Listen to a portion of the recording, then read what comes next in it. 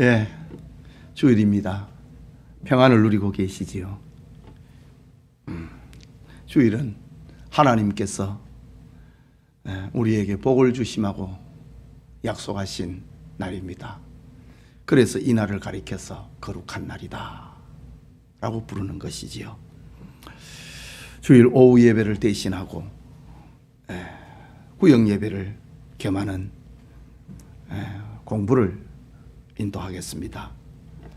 스가랴가 본 8대 환상 가운데 지난주에 받은 말씀, 여호와의 천사 앞에 선 여호수아 라는 제목으로 공부를 인도하겠습니다. 성경은 스가랴 3장 1절에서 10절을 본문으로 합니다. 우리 주보에는 지난주 설교를 근거로 8개의 질문을 주보에 실어 놓았습니다. 하나씩 순서에 따라서 살펴보도록 하겠습니다. 첫 번째입니다. 사탄이 성도들을 공격하는 두 가지 방법은 무엇인가요? 설교문에서 답을 찾을 수 있습니다. 사탄이 성도들을 공격하는 방법이 있다 이거죠. 두 가지가 있는데, 하나는 죄를 지어도 하나님이 심판하지 않는다 라는 겁니다. 거짓말이지요. 그리고 또 하나는 죄를 짓고 나면은 그를 정죄합니다. 그리고 하나님으로부터 분리를 시킵니다. 이게 사탄이 저 에덴 동산에서부터 예수님이 재림하시는 그날까지 사탄이 성도들을, 사람들을 미혹하고 있는 방법입니다. 우리가 기억을 하셔야 됩니다. 두 번째, 사탄이 이렇다고 하면은 하나님은 어떠시냐 이거죠. 하나님은 성도들의 죄를 어떻게 취급하십니까? 설교문에서 그 답을 찾아보는 것입니다. 죄를 짓기 전에는 하나님께서는 거룩하게 살라고 말씀하십니다. 그리고 죄를 짓고 나면은 회개하고 새롭게 되라고 하는 말씀합니다. 이것이 하나님이 하시는 일과 사탄이 하는 일의 차이점입니다. 죄를 지어도 괜찮다. 하나님은 죄 짓지 마라. 사탄은 죄를 짓고 나면은 너가 장로면서, 네가 권사면서, 네가 집사면서, 네가 목사면서 그랬느냐? 하나님하고 분리를 시켜버립니다. 그러나 그러나 하나님은 죄를 지었느냐? 회개해라. 그리고 새롭게 함을 받아라 라고 말씀하고 있는 겁니다. 이것이 하나님의 일과 사탄의 일의 차이점입니다.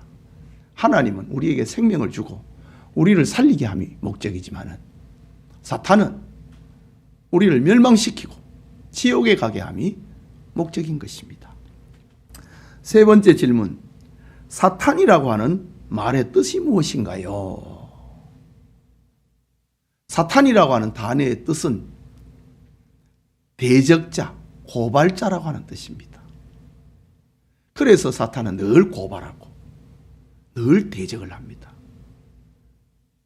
이 사람이 죄를 지었다 고발하고 참소하고 대적을 합니다. 사탄이라고 하는 단어의 뜻이 그렇습니다. 네 번째로, 대제사장 여호수아가 바벨론 포로지에서 귀환하여 성전을 건축을 하고 대제사장의 직무를 감당하고 있을 때 사탄의 고소는 무엇인가요? 성경과 설교문에서 사탄이 대제사장 여호수아를 대적하고 고소하고 있는 내용이 뭐냐? 세 가지였습니다. 하나는 불에서 꺼낸 거슬린 나무다 이거지. 거슬린 나무, 쓸모없는 나무다 이거지. 병든 과일, 거슬려 버린 나무, 하나님 앞에 쓰일 수 없는 그런 나무다 라고 합니다. 또 하나는 더러운 옷을 입고 있기 때문에 성전의 거룩한 일에 시중 둘 수 없다고 합니다. 옛날에도 죄인이고 더러운 옷을 입고 있다. 지금도 죄인이라는 말입니다. 그런데 여호수아가 어떻게 거룩한 하나님의 일을 하느냐 이거죠. 세 번째는 그 결론은 대제사장의 직무를 수행할 수 없다는 겁니다. 하나님은 거룩하다고 하시지 않았느냐? 내가 거룩하니 너희도 거룩하라고 하시지 않았느냐? 그런데 여호수아는 옛날에도 죄인이고 지금도 죄인인데 이게 어떻게 대제사장의 일을 할 수 있느냐? 여호수아로 하여금 실망하게 하고 낙심하게 만드는 이런 고소를, 이런 참소를 사탄이 여호수아를 놔놓고 하나님 앞에 했다라고 합니다. 다섯 번째입니다. 여호수아의 고소에 여호와께서는 여호수아를 변호하시고 도리어 사탄을 책망하시는데 그 이유가 무엇이냐? 여호수아의 장래성 때문인가? 여호수아가 가지고 있는 그 재능 때문인가? 여호수아에서 사탄을 책망을 하고 여호수아를 변호하고 그를 위로할 만한 이유가 여호수아에게 있는가? 성경과 우리 설교문에서는 없었다고 합니다. 그러면은 하나님께서 여호수아를 변호하신 이유가 뭐냐는 거지요. 그 답을 스가랴서 3장 2절과 3절에서 그리고 설교문에서 세 가지를 찾아볼 수 있습니다. 첫째는 하나님께서 여호수아를 선택했다고 하는 겁니다. 둘째는 하나님께서 여호수아를 불 가운데서 꺼냈다는 겁니다. 선택이고 구원입니다. 그리고 세 번째는 여호와의 천사 곧 예수님이 여호수아 앞에 중보자로 서 있다는 사실입니다. 예수님 때문에. 이것은 대제사장 여호수아뿐만이 아니라 오늘의 우리가 받은 복입니다. 우리는 옛날에도 과거에도 죄인이고 지금도 죄인입니다. 우리에게 무슨 가능성이 있느냐? 그것을 보고 하나님이 우리를 변호하시는가? 우리에게는 찾아올 수 없습니다. 전적 무능, 전적 부패한 인간입니다. 그러면 하나님께서 왜 우리를 위해서 사탄을 책망하고 우리를 보호하고 위로하고 변호하고 계시는가? 하나님의 선택적 사랑 때문입니다. 선택 때문입니다. 둘째는 불 가운데서 꺼냈다고 하는 구원 때문입니다. 세 번째는 예수님이 중보자로 우리 앞에 서 계시다는 사실입니다. 이것 때문에 하나님은 우리 죄를 고발하고 있는 사탄을 책망하시고 우리를 변호해 주시는 겁니다. 우리는 이 은혜를 받은 사람입니다. 여섯 번째로 죄인 여호수아에게 주시는 하나님의 은혜 세 가지는 무엇인가? 우리 설교문에서 성경에서 죄인과 같은 여호수아에게 하나님께서 은혜를 베풀어 주시는데 그 은혜가 뭐냐? 세 가지인데 하나는 더러운 옷을 벗기고 죄악을 씻어 주십니다. 용서해 주십니다. 사탄의 고소가 틀린 게 아닙니다. 그러나 하나님께서는 우리를 용서해 주시는 분입니다. 옷을 벗기고 더러운 옷을 벗기고 죄를 용서해 주십니다. 두 번째는 용서 정도가 아니고 아름다운 옷을 입혀주십니다. 아름다운 옷을 입혀주십니다. 새 옷을 입혀주십니다. 저 누가복음 16장에 탕자가 자신의 죄를 회개하고 아버지 집에 돌아왔을 때에 아들을 껴안고 너는 죽었다가 살아난 내 아들이다. 이 아들에게 옷을 입혀주라. 새 옷을 입혀라. 손에 가락지를 끼워라. 발에 새신을 신겨주어라. 라고 말씀하셨던 것처럼 하나님께서 죄인인 대제사장 여호수아에게 아름다운 옷을 입혀주었습니다. 그것으로 끝나지 않고 머리에 관을 씌워주었습니다. 여호와께 성결이라고 하는 관을 씌워줬습니다. 이 뭔 말인가? 하나님의 일을 하도록 만들었다는 거지요. 너는 구원받았지만은 하나님의 일은 못한다. 네 허물이 너무 많아가지고. 그러나 하나님께서 그거 아니라 이거지. 여호수아에게 대제사장의 관을 씌워줘가지고 직분을 감당하게 하십니다.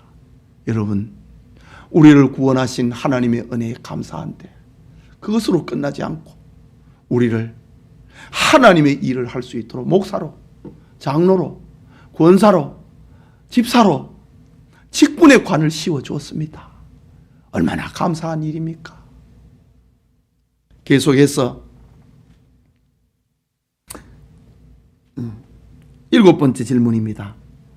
환상을 통해 계시하신 하나님의 구원 계획은 무엇인가요? 지금 이런 죄인 여호수아를 새롭게 하고 용서하고 옷을 입히고 대제사장의 관을 씌워주신 이 사건을 통하여서 하나님의 구원 계획이 뭐냐는 거죠. 우리 성경에도 보면은 이들은 다 예표의 사람이라고 했습니다. 그러면 실체는 뭐냐는 거지요. 그것은 내 종 싹의 출현, 그리스도의 사역을 예표하고 있다는 겁니다. 둘째는 한 돌의 출현, 한 돌 머릿돌입니다. 공사의 완성을 알리는 머릿돌입니다. 속죄 사역의 완성을 말하고 있다. 또 하나는 교회 시대의 출현입니다. 전도와 선교 시대의 도래를 알려주고 있다. 하나님께서 과거에도 현재에도 죄인인 대제사장 여호수아를 우뚝 세웠고 그의 더러운 옷을 벗기고 죄를 용서하시고 아름다운 옷을 입혀주시고 머리에 관을 씌워줘서 대제사장의 직무를 감당하고 있는 이 일을 통하여서 우리의 죄를 용서하기 위해서 이 땅에 오실 예수 그리스도의 속죄 사역을 예표하고 있다. 그분은 종이었다. 그분은 싹이다. 뿐만 아니라 그분이 한 돌일 출현입니다. 완성을 말하는 겁니다. 그리고 교회 시대에 무화과나무와 포도나무 그늘 아래로 사람들을 초대할 것이다. 각 사람이 전도시대, 선교시대를 말하는 것입니다. 이 시대를 공개하는 여호수아를 통하여서 하나님의 구원 계획을 이렇게 나타내셨습니다. 마지막으로 여호와의 천사 앞에 선 여호수아의 환상이 주는 교리적 교훈은 무엇인가? 이 설교의 결론이지요. 여호와의 천사 앞에 선 여호수아를 통해서 우리에게 보여주고 있는 그 교리적 교훈이 뭐냐 이거죠. 두 가지인데 하나는 이신득이 이신득구의 진리를 증거하고 있다. 믿음으로 구원받고 믿음으로 의롭게 된다. 이 사실을 더러운 옷을 입고 거슬려져 있는 여호수아를 통해서 우리에게 들려주고 있는 교리입니다. 이신득구, 이신득이. 사람이 의롭게 되는 것은, 구원받는 것은 믿음으로 되는 것이지 행함으로 되는 게 아니다 라는 것입니다. 두 번째 교리적 교훈은 구원받은 사람은 하나님을 영화롭게 하고 그를 영원토록 즐거워하는 삶을 살아야 된다. 하나님이 여호수아를 용서하시고 아름다운 옷을 입히시고 그 머리에 관을 씌워주시고 난 다음에 하나님의 말씀에 율례와 법도를 진실하게 준행하라고 이야기를 합니다. 이것은 구원받은 사람이 하나님을 영화롭게 하고 그를 영원토록 즐거워하는 그런 목적적 삶을 살아야 됨을 우리에게 들려주고 있는 겁니다. 얼마나 멋진 성경의 역사적인 사건을 통하여서 진리를 우리에게 말씀하고 있는 내용입니까? 예배드리는 우리 성도님들의 가정에, 구역에 이런 하나님의 은총이 충만하기를 소원합니다. 기도합시다. 하나님 아버지, 오늘 이렇게 주일 오후 예배를 대신하면서 공부를 했습니다. 여호와의 천사 앞에 있는 여호수아라고 하는 말씀이었습니다. 여호수아가 받은 은혜는 바로 오늘의 우리가 받은 은혜요. 여호수아가 감당해야 할 하나님 영광 위주의 삶의 의미는 바로 우리가 감당해야 될 삶의 내용인 것입니다. 예배드리는 우리 온 성도들에게, 가족들에게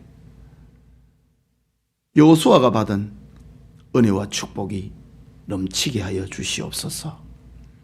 자기 죄 때문에, 자기 부족 때문에 실망하지 말고 오직 의인은 믿음으로 말미암아 산다고 하는 그 축복의 말씀에 인도와 지배를 받으며 살도록 축복해 주옵소서.